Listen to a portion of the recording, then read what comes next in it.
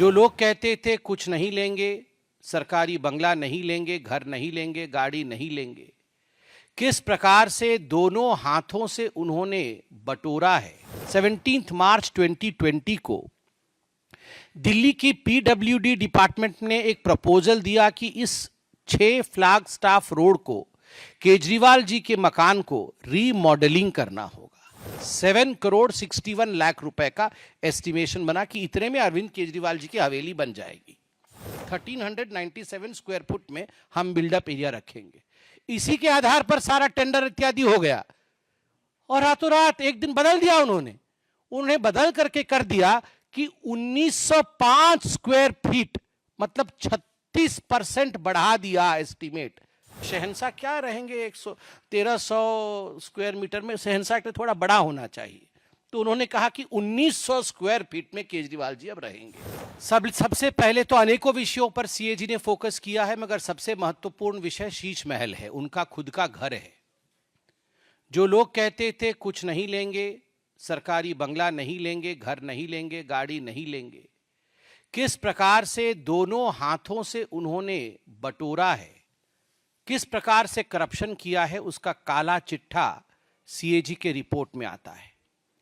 अब ये अरविंद केजरीवाल जी, उनका जो डेजिग्नेटेड घर है उसका एड्रेस है 6 फ्लैग स्टाफ रोड, आप सभी जानते हैं।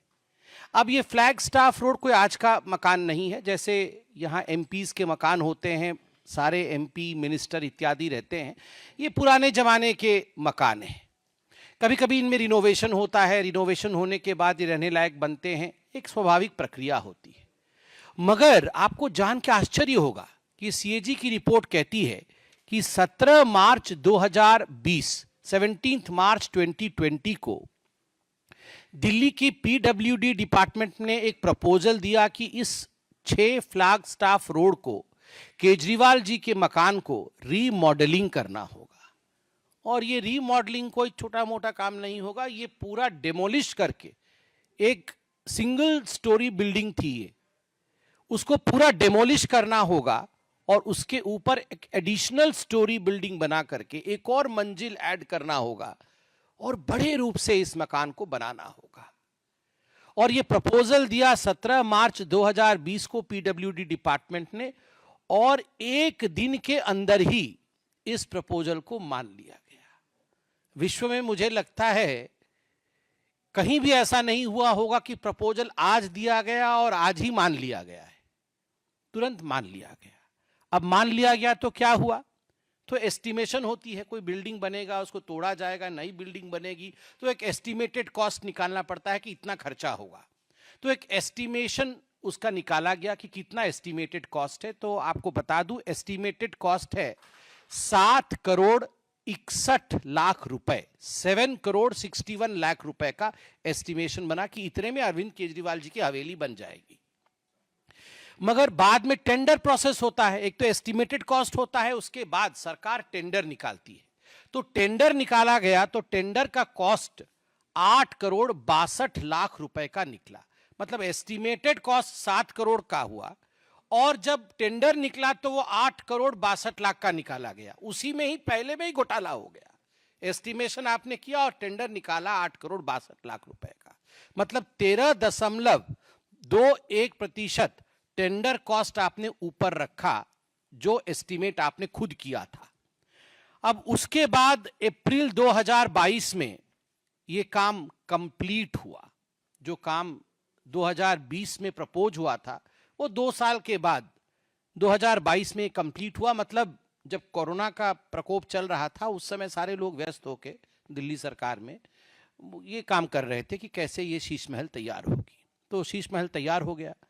अब फाइनल पेमेंट कितना दिया गया, मैंने आपको कहा 7 करोड़ एस्टिमेशन, वो 62 लाख 61 लाख हम पॉइंट वाला छोड़ देते हैं, 7 करोड़ एस्टिमेशन, 8 करोड़ का टेंडर हुआ और उसके बाद जो पेमेंट दी गई 2022 में वो है 33 करोड़ 66 लाख 66 लाख 33 करोड़ 66 लाख 33 करोड़ 66 लाख रुपीस। कहां 7 लाख का एस्टीमेट, 7 करोड़ का एस्टीमेट और कहां 33 करोड़ दिया गया है। मतलब जो एस्टिमेटेड कॉस्ट 7 करोड़ का था, उससे 342.31% अधिक पेमेंट किया गया, और जो टेंडर्ड अमाउंट था 8 करोड़ का, उससे 290.49% का ऊपर पेमेंट किया गया। आप सोचिए, इतना घोटाला तो हमने कहीं नहीं सुना होगा, वो भी एक हवेली के पीछे, अरविंद केजरीवाल जी के शीश महल के पीछे इस प्रकार का घोटाला। और क्या क्या इसमें घोटाला हुआ, सीएजी और क्या कहती है? सीएजी कहती है, देखिए कोई भी बिल्डिंग बनानी हो, कुछ भी आपको एक काम करना हो, तो आजकल है एक टर्म कंसल्टेंट। वो कंसल्टेंट आता है और बोलता है हाँ यहाँ पर ऐसा होगा, यहाँ पर ये बनेगा, फलाना बनेगा, तो उसका एक कंसल्टेंसी फीस भी होती है। तो कंसल्टेंट कैसे चुने जाते हैं? सरकार में एक प्रक्रिया होती है, एडवर्टाइजमेंट होता है, और केजरीवाल जी तो वो जो एक डबल एक्सेल शर्ट पहन के एक रेनॉल्ड का पेन लगा के एडवर्टाइजमेंट करने में नंबर 1 है, अपना एडवर्टाइजमेंट करने में नंबर 1 है, मगर कंसल्टेंट के लिए कि उनका शीश महल कौन बनाएगा, उसका कंसल्टेंट के लिए एक भी एडवर्टाइजमेंट नहीं किया। कैसे हुआ फिर? स्पॉट कोटेशन, मतलब वहीं खड़े हो गए और कौन कौन बनाएगा, कौन बनाएगा, जरा कंसल्टेंट कौन होगा, आओ। मतलब जैसे गेट पे ही खड़े थे वो कंसल्टेंट। पहले से 3 लोगों को बोल रखा था कि तुम तीनों आ जाना, हम तुमको दे देंगे। तो 3 कंसल्टेंट आ गए, और 3 कंसल्टेंट में से सीएजी लिखती है, without any specifications, without any basis of selection, consultant उसी दिन चुन लिए जाते हैं। मतलब आज कंसल्टेंसी की रिक्वायरमेंट है, कोई एडवर्टाइजमेंट नहीं, कुछ भी नहीं, आज ही कंसल्टेंट चुन लिए गए।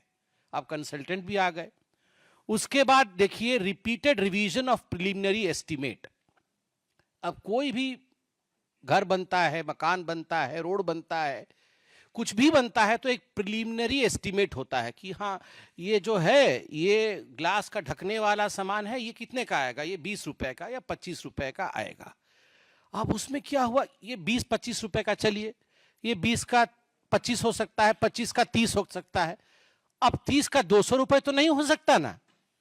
तो ये रिपीटेड एस्टीमेट, हर तीसरे चौथे दिन इनका एस्टीमेट बदलता गया, जो इन्होंने एस्टीमेट दिया था। और उसके पीछे सीएजी कहती है, no justification for payment to the consultants and PWD increased buildup area. सबसे पहले तो एस्टीमेट होता है कि घर का हम कितने एरिया में घर बनाएंगे। हम सब जानते हैं कि इतने स्क्वायर मीटर में हम घर बनाएंगे, कि इतने स्क्वायर फुट में हम घर बनाएंगे। तो पहले एस्टीमेट हुआ था, प्रिलिमिनरी एस्टीमेट हुआ था कि बिल्डअप एरिया रहेगा 1397 स्क्वायर फुट का। 1397 स्क्वायर फुट में हम बिल्डअप एरिया रखेंगे। इसी के आधार पर सारा टेंडर इत्यादि हो गया, और रातों रात एक दिन बदल दिया उन्होंने बदल करके कर दिया कि 1905 स्क्वायर फीट, मतलब 36% बढ़ा दिया एस्टीमेट, कि 1905 स्क्वायर फीट में, क्योंकि अब शहंशाह क्या रहेंगे 1300 स्क्वायर मीटर में, शहंशाह के थोड़ा बड़ा होना चाहिए। तो उन्होंने कहा कि 1900 स्क्वायर फीट में केजरीवाल जी अब रहेंगे, और ये अपने आप ही कर दिया, कोई एडवर्टाइजमेंट नहीं, कुछ परमिशन नहीं, अपने आप ही 1905 स्क्वायर फीट कर दिया। उसके बाद इन्होंने जो एप्लीकेबल स्पेसिफिकेशंस होता है, हर चीज का एक स्पेसिफिकेशन होता है कि टूटी होगा तो इस प्रकार का होगा, उसके डोर नॉब्स होंगे तो इस प्रकार के होंगे, टोटो तो बाद में, टॉयलेट होगा तो इस प्रकार का होगा, इस सब की स्पेसिफिकेशन होती है। इस सब स्पेसिफिकेशन का इन्होंने अल्टरेशन किया, सबको बाद में बदला, बाद में पहले कुछ और लिखा, बाद में उसमें ऐड कर दिया और स्पेसिफिकेशन को बदल दिया, जिससे कि पीडब्ल्यूडी को अपने प्रिलिमिनरी एस्टीमेट को 4 बार बदलना पड़ा, 4 बार बदलना पड़ा। और एक जगह तो ऐसे हुआ, देखिए पेमेंट कैसे होता है, आपको ये खरीदना है तो पहले आप एस्टीमेट बनाएंगे, एस्टीमेट बनाने के बाद अप्रूवल आएगा कि हाँ हम ये खरीदेंगे, फिर आप जाके मार्केट में ये खरीद के लेके आएंगे, 25% का ये खरीद के आप लेके आए। मगर पहले मैं खरीद के ले आऊंगा 300 रुपए का, और पेमेंट बाद में होगी कि ठीक है 300 का खरीद दिया, दे दो। सीएजी यहां पर कहती है कि यहां पर एडमिनिस्ट्रेटिव अप्रूवल और एक्सपेंडिचर सैंक्शन, कि आप खर्चा करिए, एडमिनिस्ट्रेटिव अप्रूवल है, ये 9.34 करोड़ रुपए का काम होने के 2 महीने बाद मिला। काम हो गया, जो चीज बाजार से खरीदना था, बल्कि नहीं खरीदना था, वो हायर क्वालिटी चीज खरीद के लगा दी गई केजरीवाल जी के टेस्ट के मुताबिक, और उसके 2 महीने के बाद एडमिनिस्ट्रेटिव अप्रूवल आया। हाँ ठीक ठीक खरीदा है आपने और एक्सपेंडिचर आप कर सकते थे।